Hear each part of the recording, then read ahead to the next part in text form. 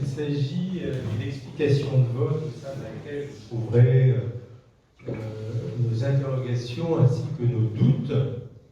Le groupe Vidavray, naturellement, votera contre ce projet néfaste pour notre ville. Permettez-nous d'abord de nous étonner qu'une délibération aussi importante fasse l'objet d'une si modeste présentation du protocole lui-même. Car, entendons-nous bien, il s'agit bien d'un contrat. Nous avons eu de belles slides qui d'ailleurs ne figuraient pas à la présentation de la commission urbanisme. Et il y a également de nouveaux éléments que nous découvrons aujourd'hui dans ce qu'on pourrait appeler une culture de la dernière minute, où nous nous demandez d'analyser en temps réel des modifications apportées sur un document, comme s'il était possible, mesdames et messieurs, et mes chers collègues, de raisonner sur un temps aussi court, alors qu'il s'agit d'un projet aussi important pour le cœur de ville. Parce que, soyez-en sûrs, il ne s'agit ni plus ni moins de relancer le projet de centre-ville, excusez-moi, de centre-ville, qui a été massivement refusé par les démograniens. Nous n'avons jamais eu de détails précis des consultations qui ont été menées avec les experts de notre ville. Le 4 octobre 2021, Madame la maire, vous nous avez dit, au sujet du centre-ville, je cite, « Nous reviendrons devant les Dagobéraniens d'ici à la fin de l'année, en novembre, en décembre, pour leur présenter un point d'avancement précis. » Pourquoi cette délibération aujourd'hui, alors que son point d'avancement prévu il y a plus de 18 mois n'a jamais été fait, que rien n'a jamais été dit en commission d'urbanisme, jusqu'au 20 juin 2023. Pourquoi cette culture du secret vis-à-vis des élus et vis-à-vis des Dagobéraniens? Vous avez également dit au sujet du centre-ville, je cite, sortir du carcan imposé par le concours de la FGP. Nous sommes donc très surpris de voir que ce projet d'accord concerne les mêmes promoteurs de Mathieu Barre et Interconstruction et que les orientations du projet de centre-ville n'ont pas non plus changé, contrairement à ce que nous avons tous entendu. Même s'il est écrit dans le protocole d'accord figurant dans cette délibération, je cite, la ville et le lauréat du concours ont convenu d'abandonner 2 des 4 projets initiaux. Le projet de centre-ville que vous poussez, Madame la maire, est bien le même. Si le projet du Square Maningue a disparu, c'est simplement parce qu'il est impossible d'y construire un immeuble, l'aqueduc passe dessous. Le projet de crèche a également disparu, pour une raison tout aussi simple que vous avez soulignée. Vous prévoyez bientôt la faire au même endroit, même dans des conditions peut-être un petit peu différentes, au bout de Sèvres, non pas avec les promoteurs de Mathieu Barre et Interconstruction, mais avec le soutien de la SPL. Même si cette décision a été retirée, et on peut se poser la question, retirée de notre conseil municipal ce soir. Pour la ville, on ne peut donc pas parler, je cite les termes du contrat, de diminution modérée de la constructibilité. Rien n'a vraiment changé dans le projet de centre-ville, sauf une chose, la méthode pour l'imposer malgré l'opposition des Dagobéraniens. Et là, tout a changé. Vous proposez au conseil municipal de vous autoriser, Madame la maire, à signer un contrat de vente des propriétés communales assorti d'un engagement des promoteurs de Mathieu Barre et Interconstruction à poursuivre les études de conception des projets immobiliers. Voilà de forts engagements de la mairie et de bien légers engagements pour les promoteurs de Mathieu Barre et Interconstruction.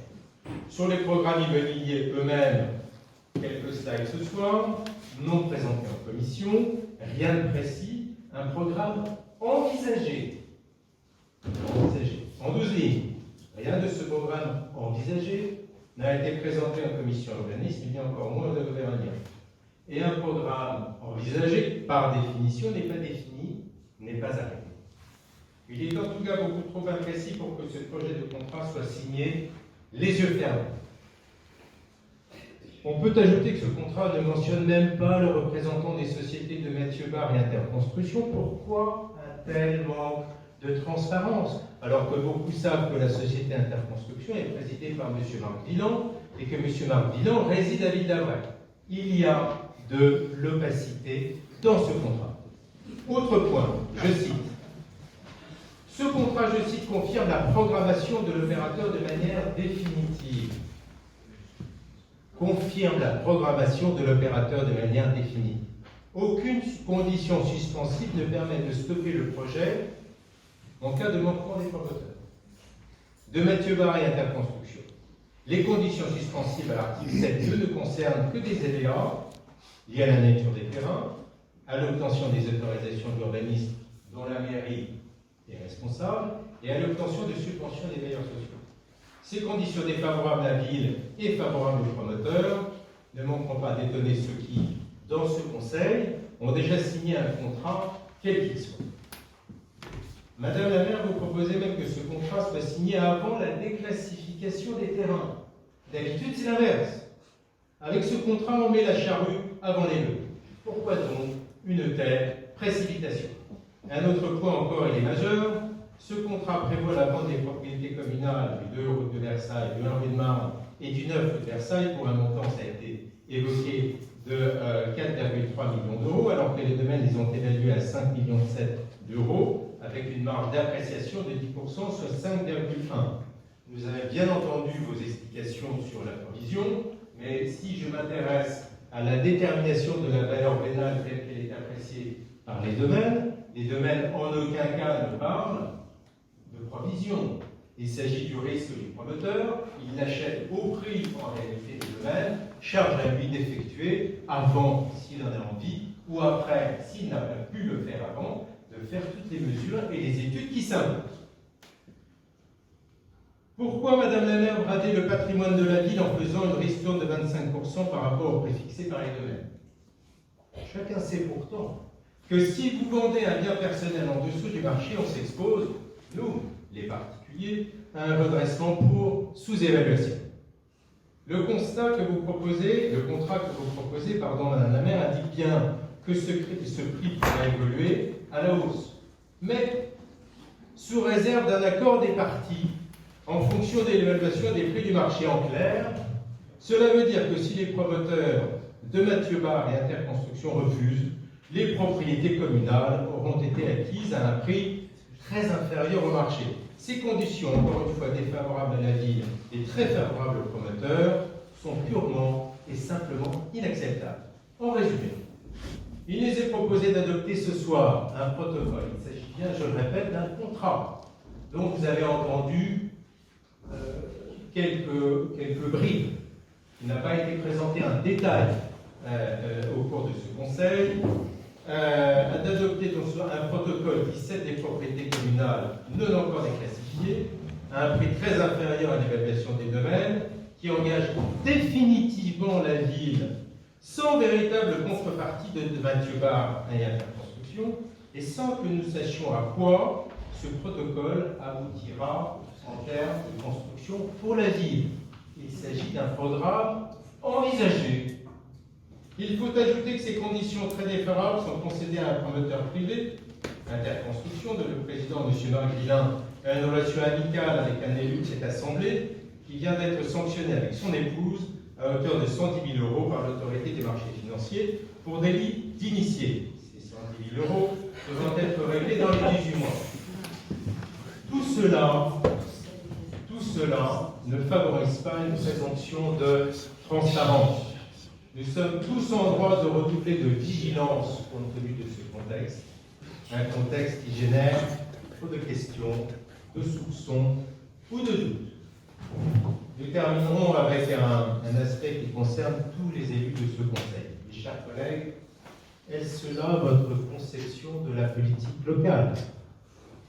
Voter un projet de vente de terrain en dessous d'un prix, un projet qui irrémédiablement lie la mairie à des promoteurs sans possibilité de s'en défaire en cas de défaut, un projet qui ne dit rien ou peu de choses sur son impact sur notre ville, un programme de construction flou qui n'a jamais été présenté en commission, ni aux habitants de notre ville.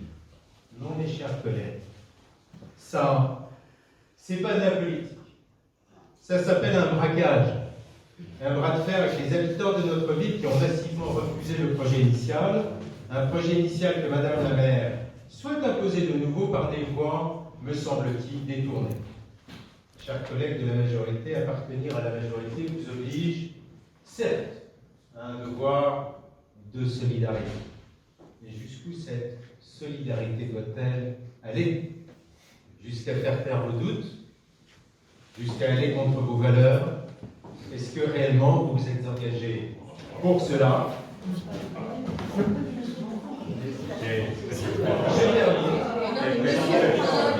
Monsieur Denis est familier de ces leçons de morale. Merci de ne pas m'interrompre, Madame la maire, que je ne vous ai pas interrompu Je préalablement. vous en prie, poursuivez. Je répète, jusqu'où cette Vous avez la solidarité parole. doit-elle aller? Un délice de vous écouter. Jusqu'où cette solidarité, la vôtre, doit-elle aller? Jusqu'à faire taire vos doutes, jusqu'à aller contre vos valeurs. Est-ce que vous vous êtes engagé pour cela? Nous ne le croyons pas. Soyez libres. Libres. Pour préserver un maximum la liberté de vote, le groupe Vitamra naturellement demande évidemment que cette délibération soit votée à bulletin secret. Si le bulletin secret vous est refusé, vous ferez connaître votre décision de façon publique. Votre refus de soutenir ce projet n'en aura que plus de sens. Quoi qu'il en soit, si contre toute attente cette délibération néfaste pour la ville devait être votée, nous vous informons que cet acte sera attaqué devant les juridictions compétentes. Merci de votre attention.